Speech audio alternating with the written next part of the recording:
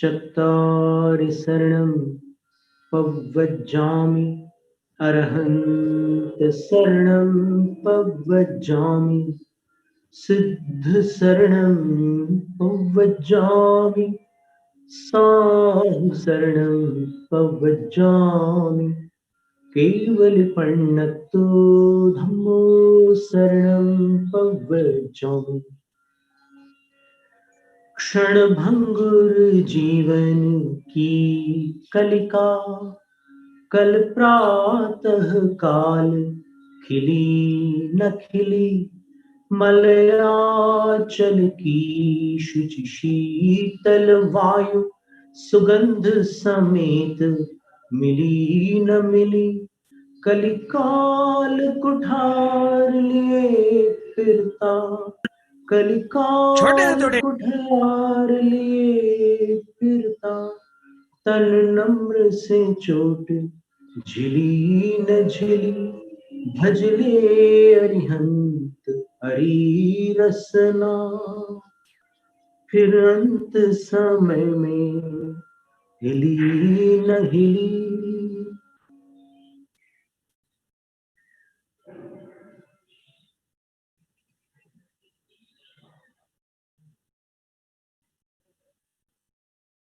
भजले अरिहंत हरिहर रसना फिर अंत समय में हिली न हिली।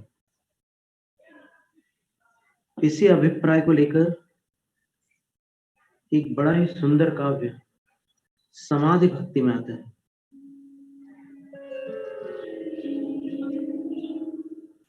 आबाल्या जिन देव देव भवतः श्रीपादयोः सेवया सेवा सक्त विनेय कल्पलतया कालोऽद्ययावगतः तां तस्याः फलमर्थये तदधुना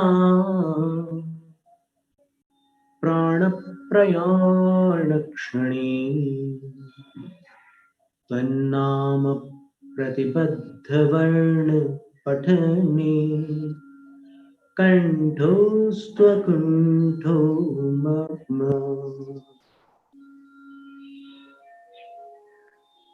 समाधि भक्ति में आचार्य कहते हैं, रचनाकार भक्तिकार कहते हैं,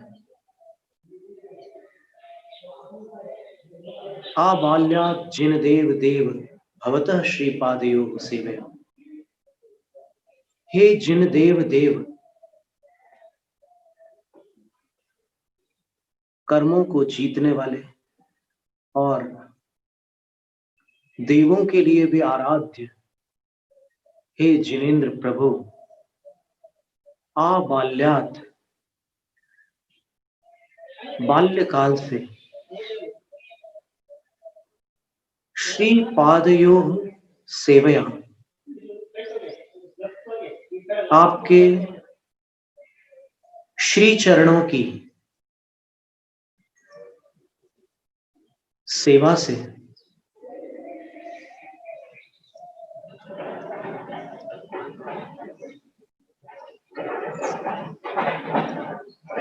अधुना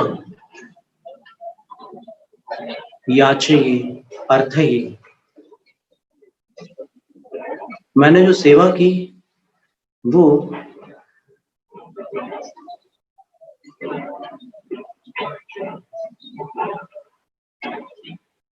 सेवा ऐसी सेवा की कि उसी में मेरा पूरा जीवन निकल गया। कालोद्य यावत गता, मेरा जो काल था वो अद्य यावत आज पर्यंत गतः आपके चरणों की सेवा पूर्वक ही व्यतीत हो गया। और वह सेवा कैसी थी?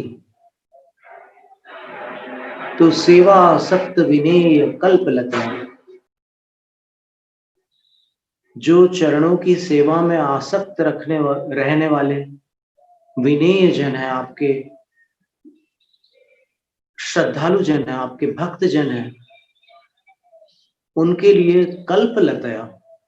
कल्पलता के समान थी। अब सेवा स्त्रीलिंग है, इसलिए कल्पलता का रूपक दे रहे हैं। पुल्लिंग शब्द के लिए कल्प वृक्ष कह देते थे, लेकिन यहाँ सेवा स्त्रीलिंग शब्द है, तो रचनाकार कह रहे हैं कि आपकी जो सेवा है वो सेवा करने वाले के लिए कल्पलता के समान। तो मैंने बाल्यकाल से लेकर जो आपकी सेवा पूर्वक समय व्यतीत किया है, मेरा पूरा जीवन काल आपके श्री चरणों की सेवा के साथ, सेवा करते करते गतः निकल गया, बीत गया।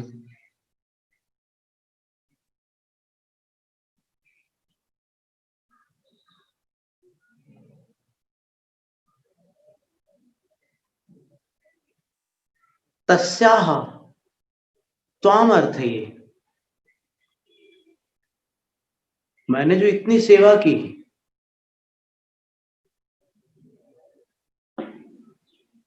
उस सेवा के बदले मैंने कभी कोई सांसारिक सुख नहीं मांगा। यहां तक कि मैंने अपने संकटों में भी जीना सीख लिया। मैंने उन संकटों को अपने पूर्व भव के कर्मों का दंड मानकर स्वीकार कर लिया। हे प्रभु,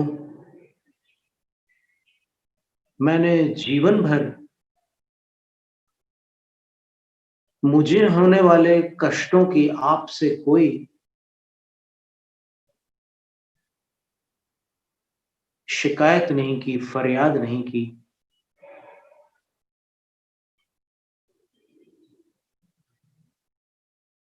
मैंने सब कुछ स्वीकार कर लिया, लेकिन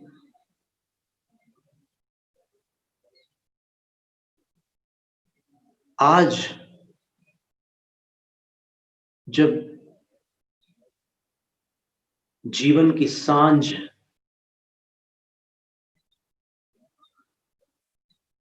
मेरे सामने है,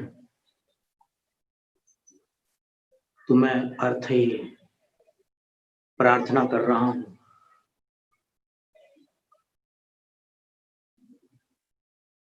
प्राण प्रयाण क्षण, मेरे प्राणों के प्रयाण क्षण में मैं नहीं जानता अब कितनी श्वास अवशिष्ट है, कितना समय शेष रह गया है, इसलिए मैं प्राणों के प्रयाण क्षण में मैं आपसे मांग रहा हूं, मैं प्रार्थना कर रहा हूं, मैं याचना कर रहा हूं। तन्नाम प्रतिबद्ध वर्ण पठने कंठो स्वकुंठो मम। हे प्रभु, आपके नामाक्षरों का उच्चारण करते समय जब मेरी अंतिम श्वास निकले तो मेरा गला खुला रहे।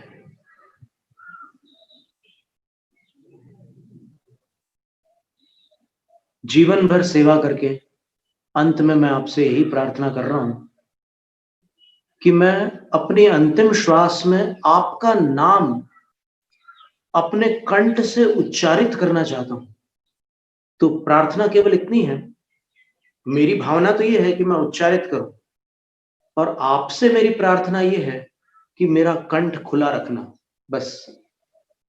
और कुछ नहीं मांगता, ना मुझे मोक्ष चाहिए, न स्वर्ग चाहिए, न भविष्य में और कुछ चाहिए, बस अंतिम श्वास में मेरा कंठ खुला रखना।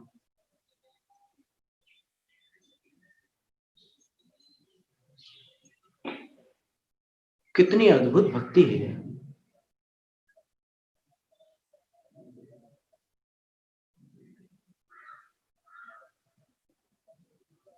वणिक मानसिकता, अदला बदली का हिसाब रखती है।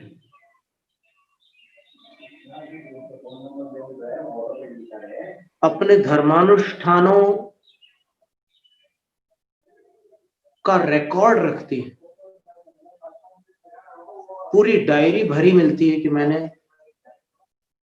इतनी अष्टमियां, इतनी चतुर्दशियां, इतने दशलक्षण, इतनी अष्टांग निकाय और इतने इतने अनुष्ठान किए। पाप किए उसका कोई हिसाब नहीं है, लेकिन भक्ति क्या कर ली भगवान की, और कुछ धर्मानुष्ठान क्या कर लिए, वो हिसाब प्रारंभ हो जाते हैं। कभी स्मरण रखने के लिए कि मेरी विधि कितनी बाकी रह गई है, कितनी पूर्ण हो चुकी है, उसको लिखने में आपत्ति नहीं है, लेकिन उसको लिख करके अपने आप को विकसित समझना और कभी कभी अहंकार करने लगना विपरीत गति है। ये ऊर्ध्व गति के लक्षण नहीं। वास्तव में संतोष और असंतोष मनुष्य के जीवन में दोनों आवश्यक है।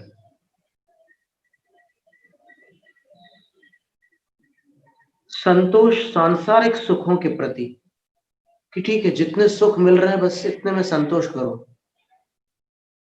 तृष्णा अच्छी नहीं होती। और असंतोष, अपन जितनी भी भक्ति कर रहे हैं, जितना भी धर्म कर रहे हैं, ये नहीं समझना कि बस इतना काफी है, अभी काफी नहीं है। चौथे काल में सुकुमार स्वामी ने भी जो किया था ना, वो मोक्ष के लिए काफी नहीं था। अब इससे आप अनुमान लगा लो कि पंचम काल में आप जीवन भर जो भी कर रहे हो वो काफी कैसे हो सकता है।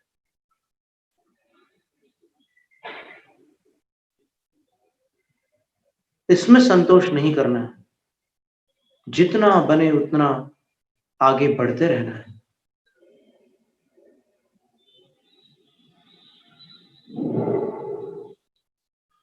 करोड़ों जाप कर लें,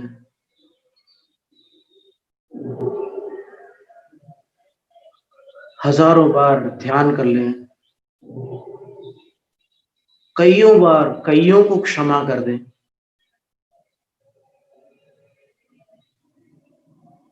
और ये सोचना भी कि मैं अभिमान नहीं करता, एक प्रकार का अभिमान है। अभिमान न करने का भी अभिमान हो सकता है। मन अनंत भवों से, राग द्वेष मोह से संस्कारित है। इसलिए इस जीवन में मन की परिणति के प्रति यदि चेतन सजग रहे, सावधान रहे, तो कल्याण हो सकता है। नमो अरहंताणम पद पर आगम के सुंदर वचनों को आलंबन बनाकर अनेक असाधारण तथ्य जानने का सबको सौभाग्य प्राप्त हुआ। अब नमो अरिहंताणम पद के ऊपर पूर्व सत्र में विवेचन प्रारंभ किया गया था। आचार्य वीरसेन स्वामी ने लिखा कि संसार के सब दुखों की प्राप्ति में निमित्त होने के कारण अरि अर्थात शत्रु मोह है।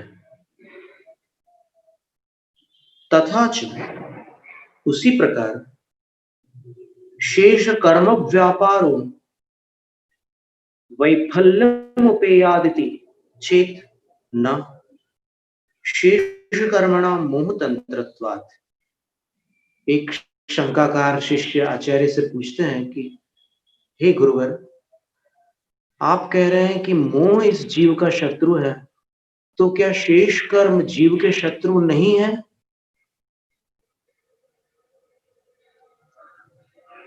तो आचार्य कहते हैं कि हमने ऐसा नहीं कहा कि शेष कर्म जीव के शत्रु नहीं है। शेष कर्म मोह के सेवक हैं। तो स्वामी जब वार करेगा तो अकेला तो नहीं करेगा, वो अपनी सेना के साथ आएगा। राजा क्या अकेला चढ़ाई करता है किसी दूसरे राज्य पर? नहीं, अपने दल बल के साथ चढ़ाई करता है ना। नहीं मोहमंतरेण शेष कर्माणि स्वकार्य निष्पत्तौ व्यापृतानि उपलभ्यन्ते। शेष कर्म अपने राजा के बिना अपने कार्य को पूर्ण करने में व्यापृत अर्थात परिणत नहीं प्राप्त होते। सारे कर्म आप देखो, सारे कर्म जो भी उपद्रव मचा रहे हैं, वो मोह के सहयोग से ही सारा काम हो रहा है। यदि राजा न हो तो फिर बाकी सेना कुछ नहीं कर सकती।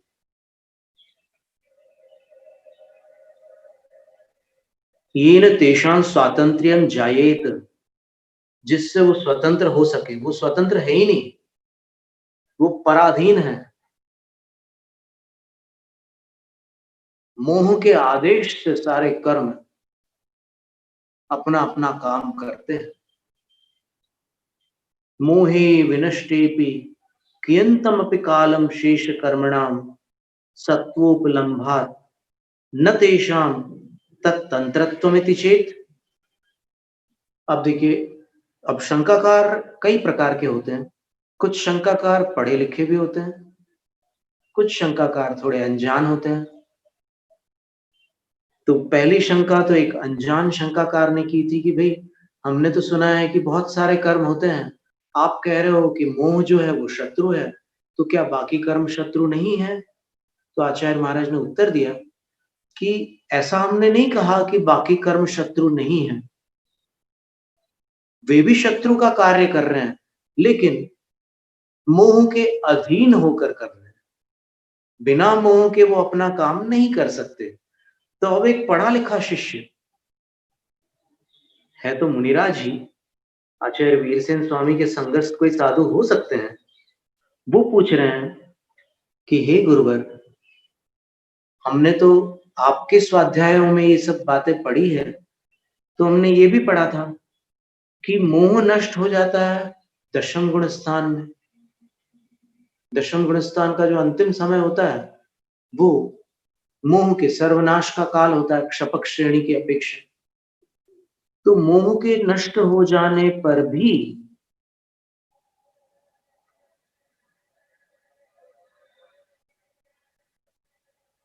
जो कर्म बाकी बच जाते हैं उनका राजा कौन होता है ना? मजेदार प्रश्न है। कियंतम अपि कालम, कुछ काल तो वो बाकी कर्म रह जाते हैं ना। तो शेष कर्मणाम सत्वोपलम्भा, बाकी कर्मों का अस्तित्व उपलब्ध होता है। इसलिए न तेषां तत्तंत्रत्वमिति चेत, तो वो जो बचे हुए कर्म हैं वो मोह के अधीन नहीं हुए। ऐसा यदि प्रश्न करो तो आचार्य कहते हैं न, जैसा तुम गुणा भाग कर रहे हो वैसा हिसाब नहीं है। क्यों नहीं है? क्योंकि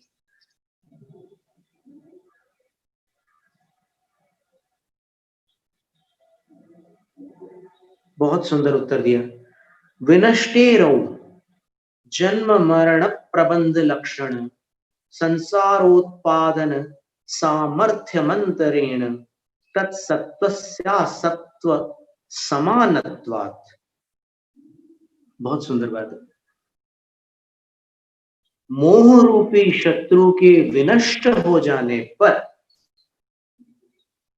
जन्म और मरण का है प्रबंध जिसमें, और जन्म मरण का प्रबंध है लक्षण जिसका, ऐसे संसार के उत्पादन की क्षमता के बिना वे बचे हुए कर्म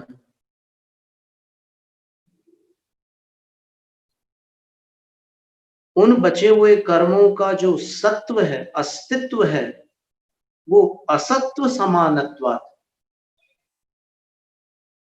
अस्तित्व न होने के समान होने के कारण केवल ज्ञानाद्यशेषात्म गुणाविर्भाव प्रतिबंधन प्रत्यय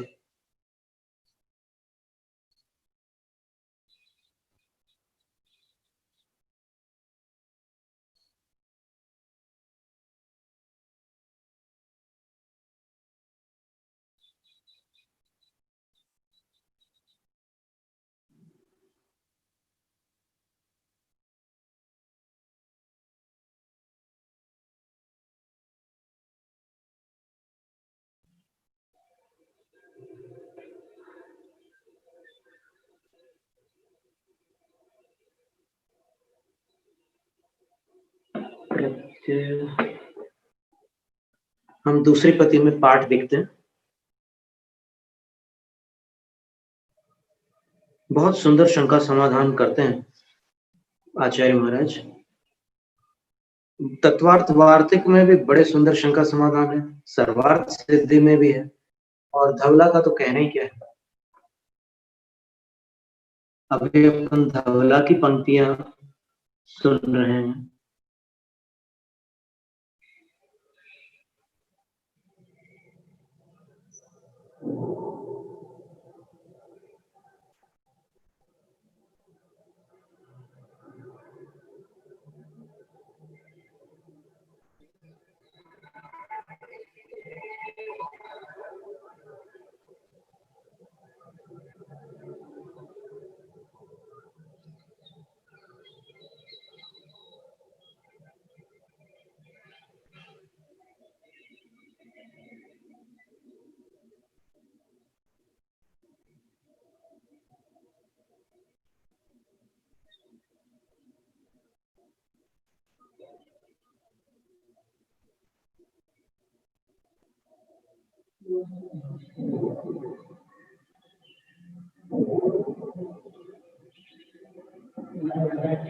हाँ जी, कितने तुम?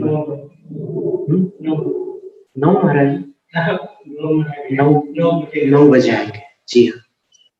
2 मुनिराज यहाँ पधार रहे हैं, 9 बजे आएंगे बोल रहे हैं।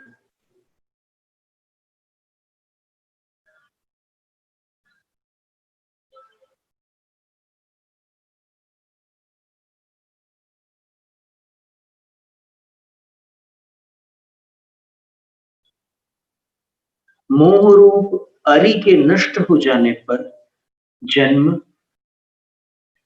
मरण की परंपरा रूप संसार के उत्पादन की सामर्थ्य शेष कर्मों में नहीं रहने से उन कर्मों का सत्व असत्व के समान हो जाता है, ये अपन ने पढ़ा था। तथा केवल ज्ञान आदि संपूर्ण आत्म गुणों के आविर्भाव के रोकने में समर्थ कारण होने से भी मोह प्रधान शत्रु है, ये बात है। जब तक मोह रहेगा तब तक केवल ज्ञान आदि जो आत्मिक गुण है, अनुजीवी गुण, वे कभी भी आविर्भूत नहीं हो सकेंगे। तस्यारेर्हननादरिहंता, उस शत्रु के हंता अरिहंत है। इस प्रकार अरिहंत शब्द की व्युत्पत्ति कही कि अरेर हननाद अरिहंता, शत्रु के नाश से, शत्रु का हनन करने के कारण वे अरिहंत है। फिर बाकी कर्मों का भी जो शत्रुत्व है, बाकी कर्म भी आत्मा को क्षति पहुंचाते हैं मोह के अधीन होकर। उस विषय में भी कहते हैं कि रजो हननाद्वारिहंता, रजस ज्ञान दृगा वर्णानि रजांसीव बहिरंगांतरंगाशेष त्रिकाल गोचरानंतार्थ व्यंजन परिणामात्मक वस्तु विषय बोधानुभव प्रतिबंधकत्वाद् रजांसी। रज क्या है? तो आचार्य कहते हैं धूल के समान जो बहिरंग और अंतरंग समस्त तीन काल विषयक अनंत पदार्थों की अर्थ और व्यंजन पर्याय रूप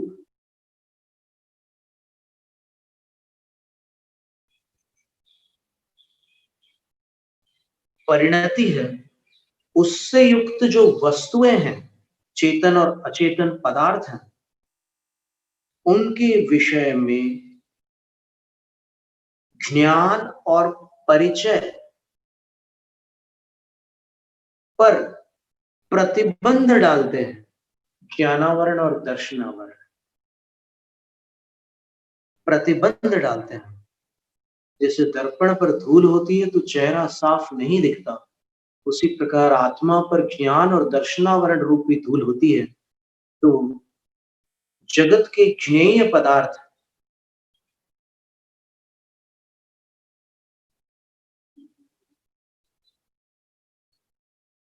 ज्ञान को और परिचय को प्राप्त नहीं हो पाते, इसलिए ज्ञान दृगावरणानि रजांसि, ज्ञान और दर्शनावरण, ज्ञानावरण और दर्शनावरण रज हैं।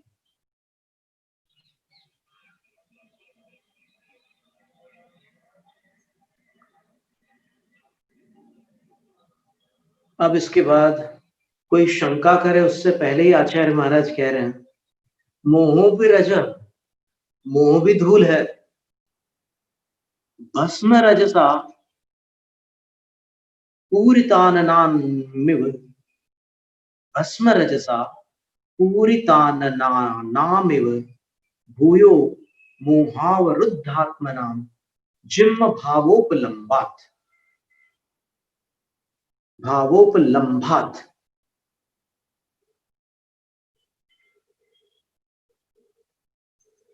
मोह भी रज है, क्योंकि जिस प्रकार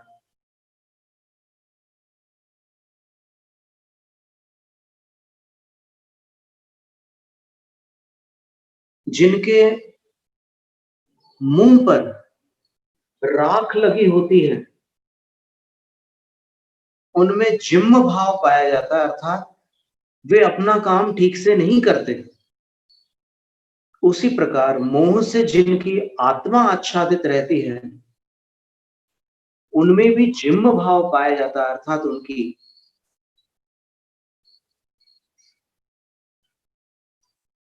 आत्मा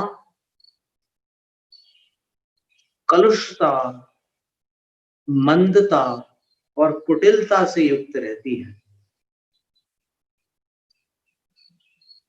किमिति तृतीयस्यैव विनाश उपदिश्यत इति चेत न।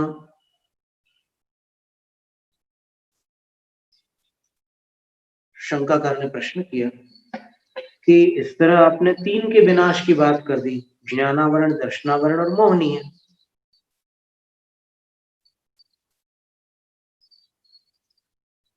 तो तीन के ही विनाश का उपदेश क्यों दिया?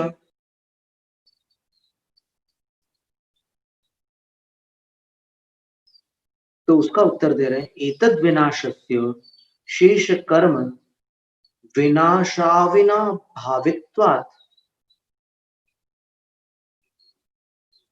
ऐसा मत समझिए कि केवल तीन के ही विनाश का उपदेश है, क्योंकि शेष सभी कर्मों का विनाश इन तीन कर्मों के विनाश का अविनाभावी है, अर्थात इन तीन कर्मों के नाश होने पर शेष कर्मों का नाश अवश्यम भावी है। इनका नाश किए बिना शेष कर्मों का नाश नहीं हो सकता।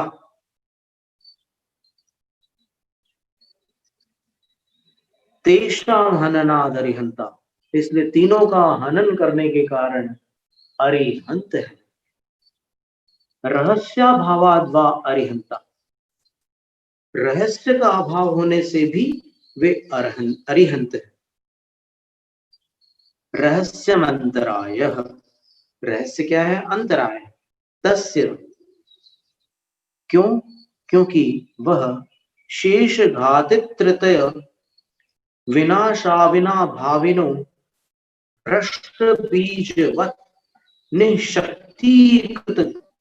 निशक्तिकृताशेष निशक्तिकृताघाति कर्मणो हननादरिहंता। ये अंतिम पंक्ति है अरिहंत शब्द की व्याख्या में। अथवा रहस्य के अभाव से भी अरिहंत हैं। रहस्य अंतराय कर्म को कहते हैं। अंतराय कर्म का नाश शेष तीन घातिया कर्मों के नाश का अविनाभावी है। और अंतराय कर्म का नाश होने पर अघाती कर्म निशक्तिकृत हो जाते हैं। भ्रष्ट बीजवत, जो बीज बिगड़ जाता है, खराब हो जाता है, तो उसको बोने से अंकुर नहीं निकलता, उसी प्रकार अंतराय कर्म का नाश हो जाने से जो बचे हुए अघाती कर्म हैं, वो बीज का काम नहीं कर सकते, उनकी शक्ति समाप्त हो जाती है। तो इस प्रकार चार घाती कर्मों के नाश से अरिहंत संज्ञा प्राप्त होती है। अंतरात्मा परमात्मा हो जाती है चार कर्मों के क्षय से। इसलिए नमो अरिहंताणम भी चार घाती कर्मों का क्षय करने वाले परमात्मा को नमस्कार करने की सूचना देता है। नमो अरिहंताण। जैनम जयतु शासनम।